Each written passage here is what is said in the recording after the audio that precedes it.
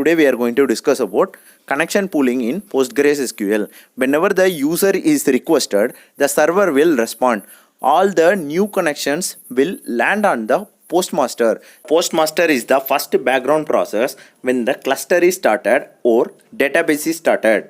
The postmaster will perform syntax and semantic checking. Once it completed, it will spawn a new connection. For each new connections, it will consume 2 to 3 MB.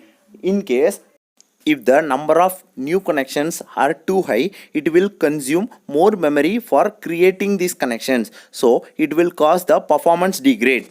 In this situation, we are using connection pooling. Connection pooling is a nothing but it's a method of creating pool of connections and catching those connections so it can be reused again. With this connection pooling, whenever the user or client is requested, the connection is created from the pool. Once the transaction or session is completed, the connection is given back into the pool.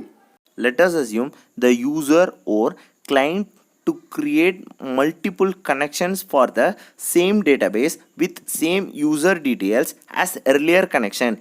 In this situation, the connection pooler will not create new connections for the database. Instead of that, it will reuse the earlier connections from the connection pool. PostgreSQL doesn't have any inbuilt connection pooler, but it provides two tools for the connection pooling. One is pgpool, another one is pgbouncer.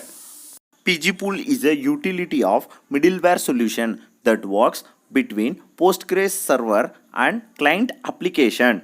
It catches the connection and reuse it whenever a new connection with same properties. It also provides load balancing and replication model along with the parallel query feature. pgbouncer is a lightweight connection pooler. The application can connect the pgbouncer port as they would connect PostgreSQL DB port. We can lower the connection overload on Postgres server by using pgbouncer utility. It also provides connection pooling by reusing existing connections. The pgbouncer installation can be done through M repository or software download. Step 1. First we are going to execute M install pgbouncer. Once it has been completed, then we need to change the ownership from root into Postgres user.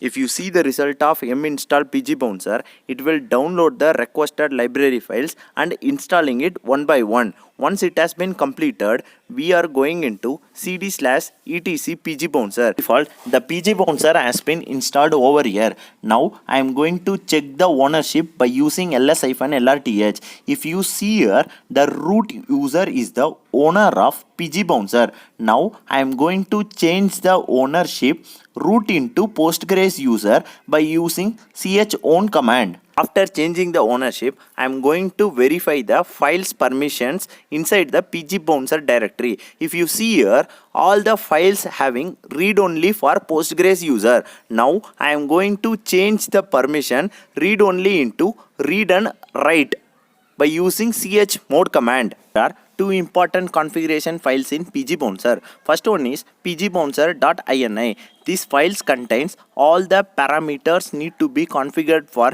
pgbouncer. Second one is user list.txt. This file contains username and password for authentication. Switch into the Postgres user and we have edited pgbouncer.ini file because we are going to configure some of the parameters for our pgbouncer. The first parameter we are going to configure for databases. The format is db name equal to host name, port number equal to port number. If you want to specify the particular DB name, we can mention it. In our case, we are going to use all the databases, so we are using asterisk. Our host name is localhost. The port number is 5432. The next parameter is log file. If you want to specify the location where the logs has been generated, or it by default it would be generated under /var log pgbouncer log.